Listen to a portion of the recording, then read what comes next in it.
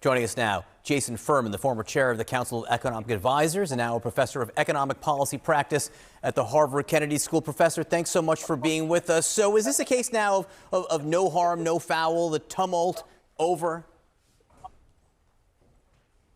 Absolutely not. This is above and beyond what the president campaigned on doing. And at the time, most people discounted those threats and thought he'd only fulfill. This surely this is a sign of stability and order when you got a situation where people are like, oh, no one believed his campaign promises. I mean, come on now. Just a normal political process here in the United States of America where you just go, remember when he said tariffs is the most beautiful word in the English language? No one fucking believed him. They thought maybe it's like the 10th most beautiful word in the English language. Oh, man, we all thought he was playing around, dude. Why would you think that? Why would you think that he was playing around? This shit is so goddamn annoying. This cannot be the underlying basis of your political identity where you go, I'm just voting for this guy because of vibes. I hate this. I'm voting for this guy because of the goddamn vibes. I don't think that he's serious or sincere about his policies, or rather, I haven't really thought thoroughly what would happen if he implemented these policies. Like, not to self-glaze too much here, but I've been fucking screaming about this for a year at this point. Since he started talking about the tariff shit, I was like, this is going to have a really long-lasting, damaging impact on global trade. How do you not see that? It's the same principle behind mass deportations. You can't do that because it's like, one, incredibly inhumane, two, logistically impossible to do, and three, would collapse American agriculture overnight. For no reason either, by the way, for no good reason. Like, that's not a real fear that people have. It's just completely unwarranted. It improves nothing. And it's just about being a bad person, being mean for the sake of cruelty in and of itself.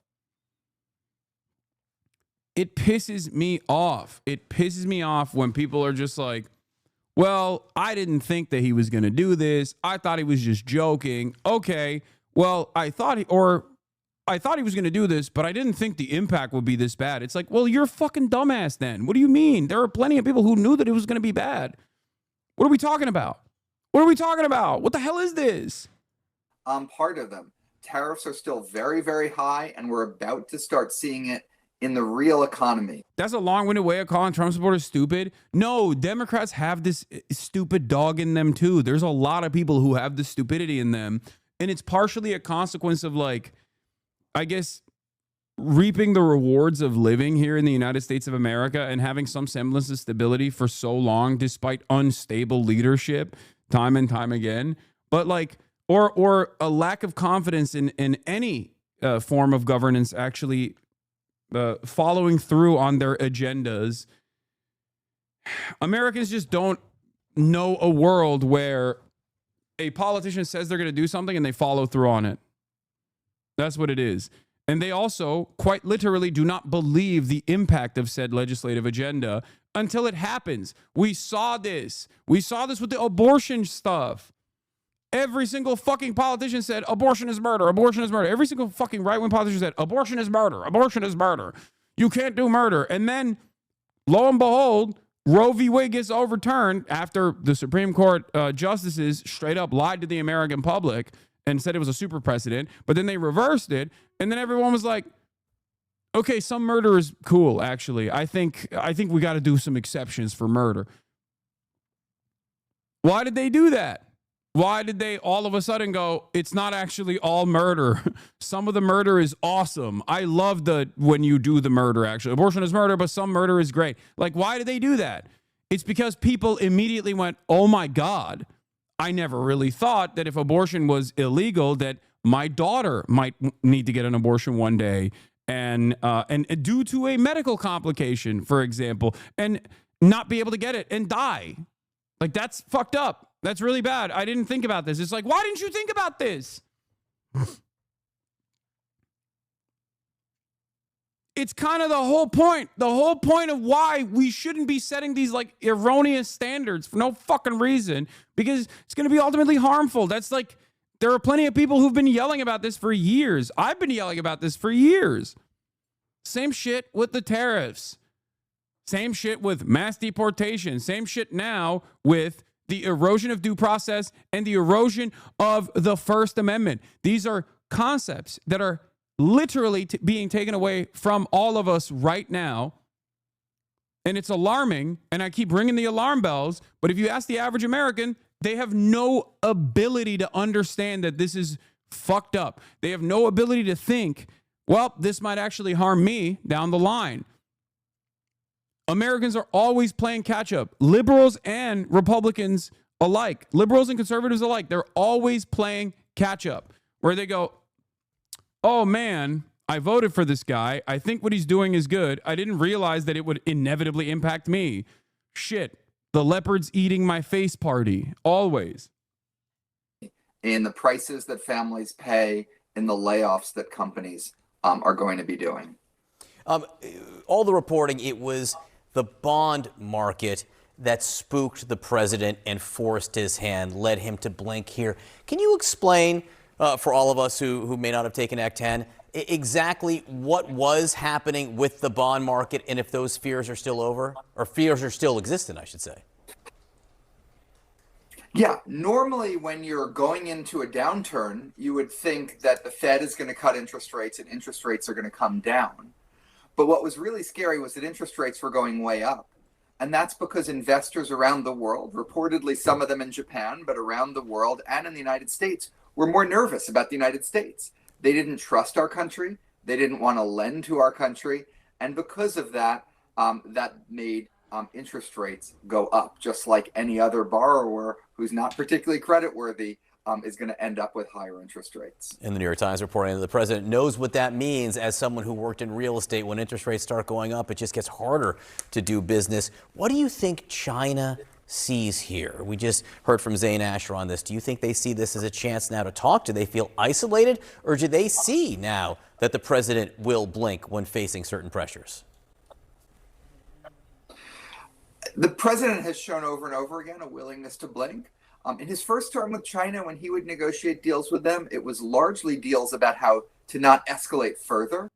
Oh, look at that. After yesterday's pause, I was like, okay, back from the edge, but I'm still worried about recession dynamics taking hold. I didn't think that 24 hours later, we'd be back to staring at this chart of long-term yields. I mean, part of the issue is that I shouldn't even be calling it a pause. It's giga tariffs on China. Yeah, this is what I mean. Yesterday, we all looked at the market being green, and I told you this is an insane moment, okay? This is an insane moment where people are very clearly demonstrating that the stock market does not have the fundamentals baked into it, where very clearly people are just hoping on a dream. They're wish casting for stability when no semblance of stability exists. I told you this. Like, it's crazy. It's crazy to go, yeah, actually, things are fine now because we only have 10% tariffs universally and like 200% tariffs on China, our largest trading partner. That's crazy. What do you mean? What the fuck do you mean the stock market is supposed to normalize in that process? What are you talking about?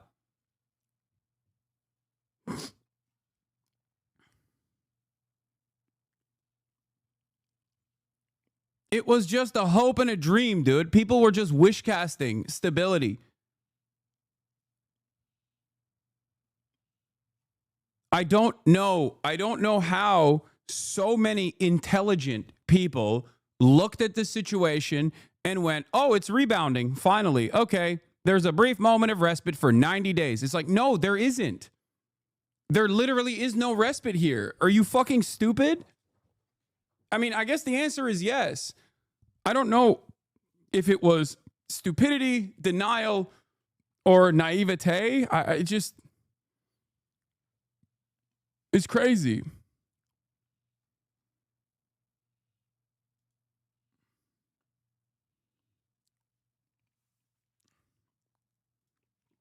Jeff Stein from WAPO says, I know this is an incredibly old and boring point now, but it's remarkable watching how the ostensibly data-driven stock market is driven so heavily by vibes. Shout out to Kyla Scanlon. Nothing has changed from yesterday's surge to today's decline, other than everyone realizing the tariffs on China are now 125%, even though this was known yesterday. That's what I mean. I am not a finance guy.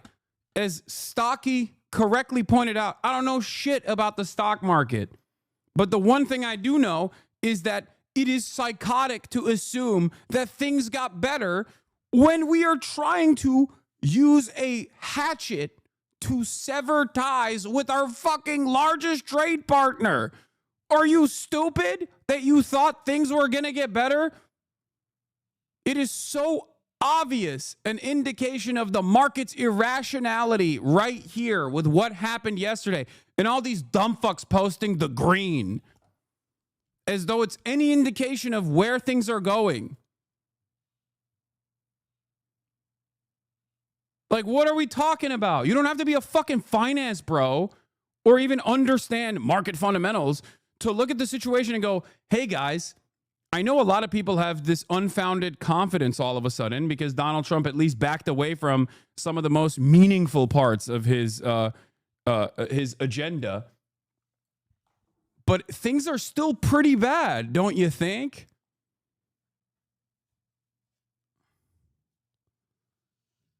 At this point, it's like they want the line to keep going up because that's all they've known. So they'll hold on to any glimmer of hope to make the line go up. It is quite literally held together by a bunch of people hallucinating an alternative reality.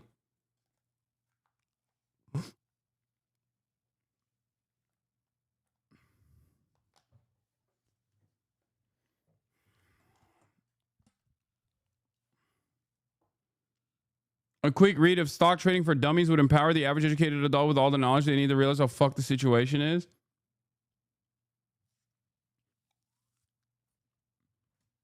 VIX and VVIX are diverging from each other, i.e. professionals are out of the market right now and retail traders are not known as the most rational actors in the financial markets. Anyone that says this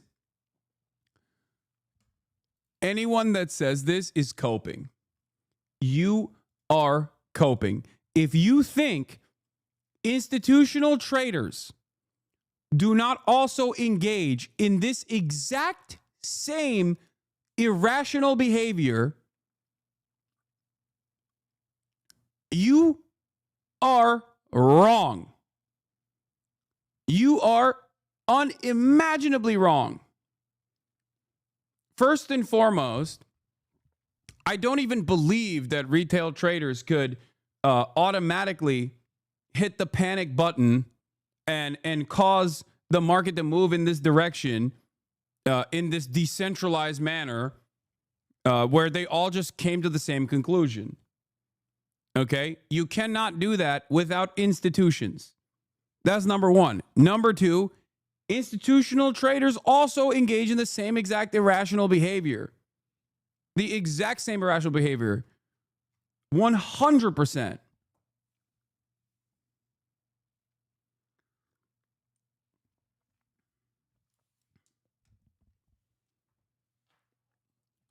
So the reality of the matter is the market movements from yesterday to today are not just done by retail traders losing confidence or gaining confidence out of nowhere, whereas like institutional traders, actually institutions themselves like are still solidly on board with the market fundamentals and they knew that this wasn't going to happen, blah, blah, blah. No, that's not real. It's just like beyond cope. You are doing the same.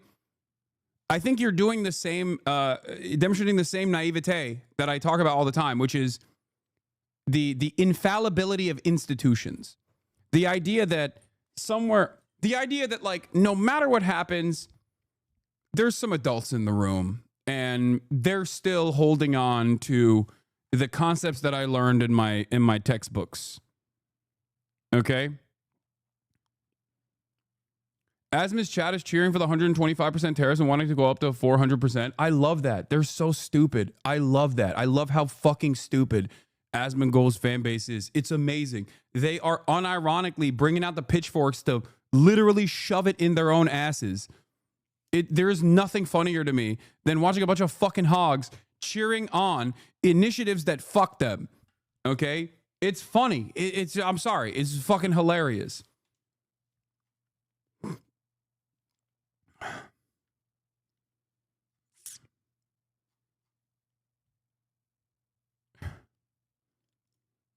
Rather than to de-escalate.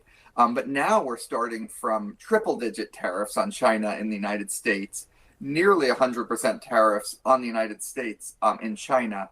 It's really, really hard to picture how either of our economies will be able to function, deliver job gains, deliver benefits to consumers in the midst of a very, very extreme trade war. So some which way, someone's going to need to blink, or else we're both. This is not real. Make showers great again. Go fuck yourself. That's not real. That's funny. Okay. If something goes down 10%, then an up percent, are you back where you started? No, because a decrease is from a bigger number. E.g., 100 minus 10 is 90. Plus 9 is 99. Huh? Down 10%, then up 10%. Then why is your e.g. not 100 minus 10, 90, plus 10, 100? Where'd the 9 come from? Oh my... What? What is going on? Why would it be plus 10 at that point? Does he think 10% of 90 is still 10? Does he think 10% means just 10 always? Like not 10%, but just 10, the actual number. No, I don't care. No. No. We're not doing this. I can't stare into the abyss. This is like when No. This is like when I watched videos of fucking people being like, how can the mirror see what's behind this towel? I can't do that. I cannot fucking do that. I am not doing that. Stop it. Stop it. There's already enough stupidity that I have to deal with on a fucking daily basis. What the fuck? There's already enough. We're laughing about people being like, hell yeah, make the fucking tariffs 400%, big dog. Yeah, I'll just grind harder. Like, people are like, yeah, make those tariffs 400%. I'll just fucking grind harder. Make the cost of living impossible to survive. I'll fucking survive somehow. Going into recession.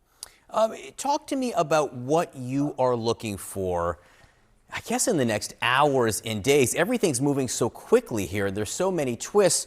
But what are the next shoes that could drop in your mind? I mean, to me, it's number one, are we hearing about more new tariffs? The president has talked about tariffs on pharmaceuticals, on semiconductors, on lumber. Is he still talking about those new tariffs? Number two, that 10% on every country in the world, that's pretty high. That goes on all our friends and foes alike, with the exception of Russia, which doesn't get it. Is that there to stay, or is that part of the negotiation? And then number three, what's happening with China? This is CNN Breaking News. And we begin this hour with President. I do find it very funny that like everyone is operating with this though. Like liberals did this as well, and now Republicans were doing it yesterday, and everyone just goes, "Oh well, the market's green. That means it's good. Everything is good now." And then when it's red, they're like, "Wait a minute, why is everything red again? What is going on?" It's like, yeah, everything is confusing to you, of course, because you're stupid. Let me fix the problem here, okay?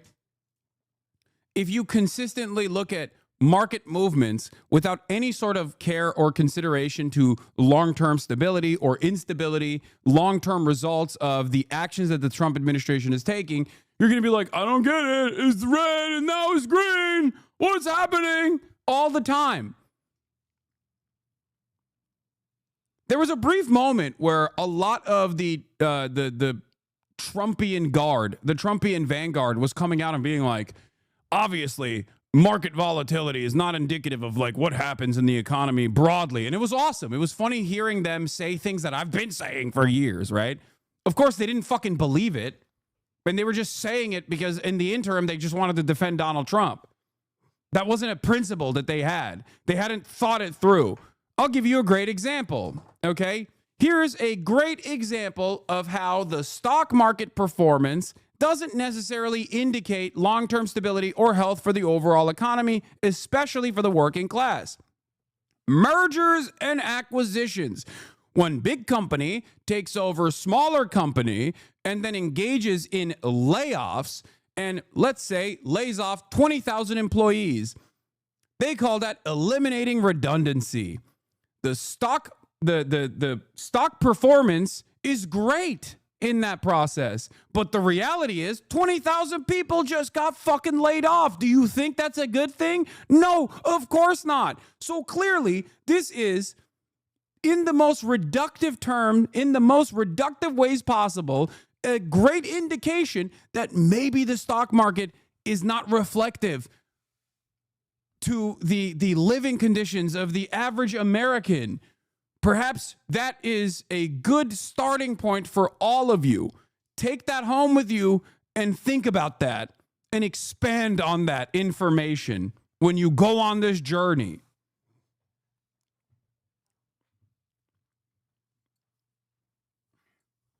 It's pretty basic stuff, really. I don't know how else to explain it to people, really. Like, what can I do other than that?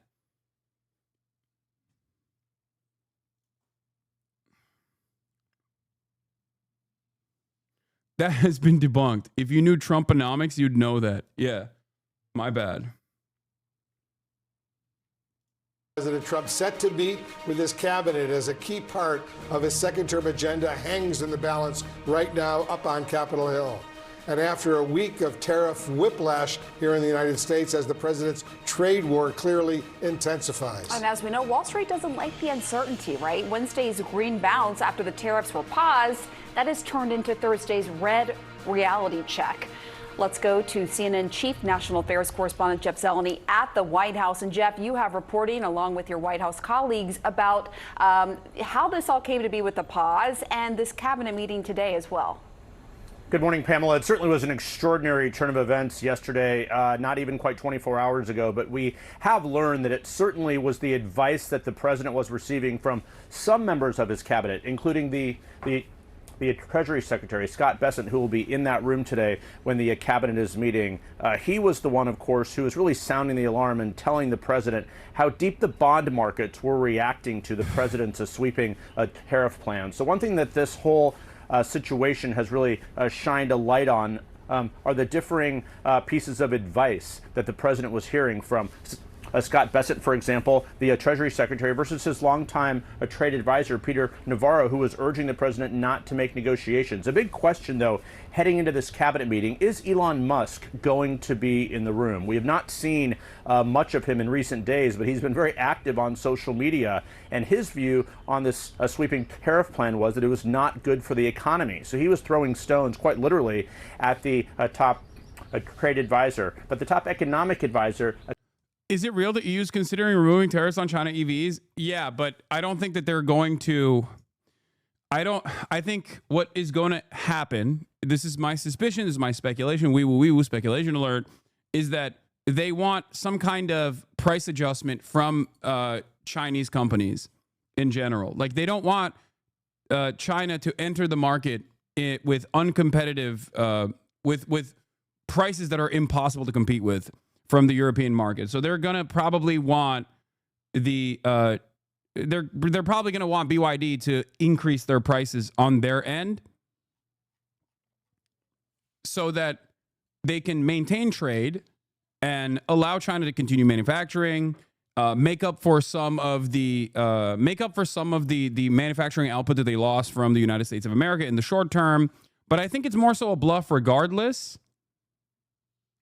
I think it's EU bluffing against America. That's what I think. Yeah, EU wants price minimums, exactly. Because there's no way that they would allow China to enter the European market with the prices that China wants to enter the market with, because then they would actually get fucking cleaned out. No one would purchase a European car ever again inside of the EU. I hope it's not just a bluff, and I hope it is a signal for a long-term sustainable trade partnership with China, and perhaps even another indication that the major market of the European Union is moving away from American hegemony into the comfortable bosom of the Chinese empire. The 100 years of Chinese prosperity is upon us. So we shall see.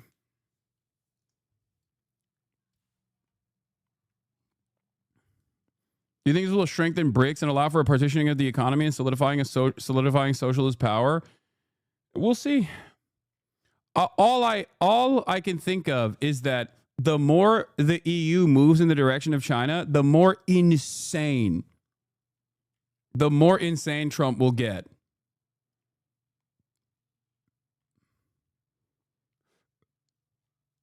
Kevin Hassett talked about the cabinet meeting earlier like this. USTR has informed us that there are maybe 15 countries now that have made explicit offers that we're studying and considering and, deciding whether they're good enough to present to the president. The Chief of Staff's office has asked all the principals that have, skin in the game to come and discuss what their views are about how this should go. And that's what the purpose of the meeting is. So the offers that Kevin Hassett is talking about there are from allies like Japan, South Korea, and others who have opened lines of communication trying to lower their tariff percentage with the president. So this is all coming as the trade war is very much still on with China. There is no question about that. But the U.S. is trying to sort of circle our allies, if you will, Wolf, to have a united front against China. And it's interesting, Jeff, Kevin Hassett is also pushing back on suggestions that President Trump actually manipulated the markets when he told people it was a, quote, good time to buy only hours before announcing the pause. Democratic Senator Adam Schiff of California says he plans to write to the White House about it. How is the administration defending itself? Well, if there is no question that timeline of a few hours between when the president sent that message, be cool, time to buy, versus about 1:18 yesterday afternoon East Coast time when the president sent out his message about a pause on this. What happened during that intervening time? Did anyone have a heads up at all? Kevin Hassett, again, the president's top economic advisor, told us a short time ago that there was no insider trading or any type of activities going on, but Democrats on Capitol Hill are not convinced of that. But Wolf, the reality is, since Republicans control Capitol Hill, there will not be any type of a committee investigation. However, this will be something, a moment in time, really those 4 hours in time yesterday that will be viewed in the coming days. But for now, at least, the trade war on against China, the cabinet meeting is underway shortly, Wolf. All right, Jeff Zeleny at the White House for us. Jeff, thank you. So let's check in now with CNN business and politics correspondent Vanessa Yurkevich. She is standing by at the New York Stock Exchange. Vanessa, what are you seeing right now? Yeah, well, listen, markets are down this morning coming off that enormous rally yesterday. And I spoke to a veteran trader, Peter Tuchman, just a short time ago. And he told me that the real reaction of Wall Street really comes the day after. Yesterday was this relief rally. And today, reality has set in that we are still very much in the middle of a trade war with still historically high tariffs. That 90-day pause on those high reciprocal tariffs are very welcome news to traders here. I spoke to a few yesterday after the market closed who said that anytime the Dow is up nearly 3,000 points, that is a good day. However, today they are facing down high tariffs on China, that 125% tariff. Like, what happened? Did they open up their fucking eyes? Like, this is what I don't understand. This was the reality yesterday. What happened? This is why I had that conversation with Nate Tankus where I was like, the money is fake. Okay. Like, I'm sorry, you will never convince me that this is real. Okay, the value in the stock market is just like is firmly held together by anything but confidence. It's just crazy. You have those tariffs in place, 25% on autos. And then, of course, you have that 10% universal tariff that is... Wait, people are saying it's 145. Did Trump increase it again? What happened? Is that like a thing? I mean, it doesn't matter. It doesn't matter. Once you go past like 40% or even 30%, really, it truly doesn't matter. You are just firmly committed. You're just firmly committed to severing trade ties with China. And I think that it's going to get even crazier. I think America is, you want to know what I think Donald Trump's going to try to do? Here's a couple things that Donald Trump could still try to do. One, try to stop like Chinese companies from being traded on. That's number one. But more importantly, try to also enforce some kind of trade embargo, or rather punishments on secondary markets that work with China, which was his initial goal with these universal tariffs, like when he was slapping Vietnam with stuff. I think that it's not just about America not trading with China. It's about the rest of the world not trading with China. So I do think that I do think that there's a couple more tools in his tool belt of mania where, you could, I don't even know how the delisting stocks would work. I don't know. I'm not a stock market guy at all. But I do think that the American initiative in this situation would be to, the American move in this situation would basically be to just do North Korea shit to China. But you can't do North Korea shit to China. Do you see what I'm saying? You can't do North Korea or Iran to China. China is far too powerful and far too important to the entire trade regime that we have designed for the past 40 fucking years. China has become undeniable, impossible to avoid.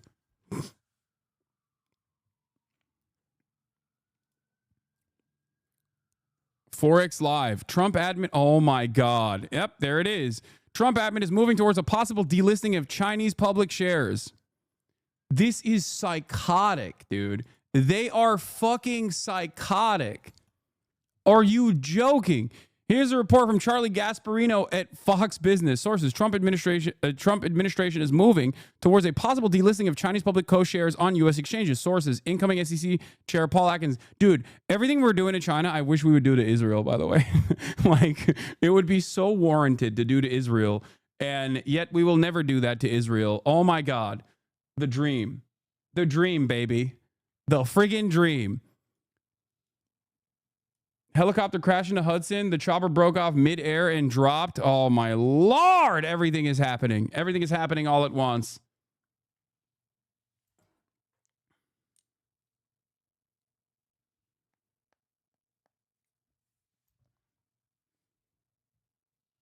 ABC has a special report on it. Which, okay, by the way, I'm not going to cover it right now. A pretty rough current. Yeah, I'm not going to cover it right now. I'll get to it in a little bit. Let me finish this at least. in effect right now, and you see the markets there right now. The Dow down about more than 2.5%. Look at the NASDAQ down more than 4%. The S&P down almost 3.5% there. But the big questions that I'm hearing from traders here today are sort of, what are the off-ramps here to this trade war? What are the negotiations that need to be happening between these more than 75 countries in the administration? And then especially looking at China, because so many of the companies that are traded on Wall Street here have direct ties to China, get many of their products from China. So what about taking back Chinese-owned U.S. land? It's nothing. What are you talking about? Chinese-owned U.S. land is so minuscule. Go ahead. Claw it away from the Chinese investors. Like, what are you talking about? That's just fucking meme shit. It is literally podcast meme shit, dude. Stop listening to podcasts. Holy fuck. China is like not even in the top 10 of land buyers in terms of foreign investment. It's nothing.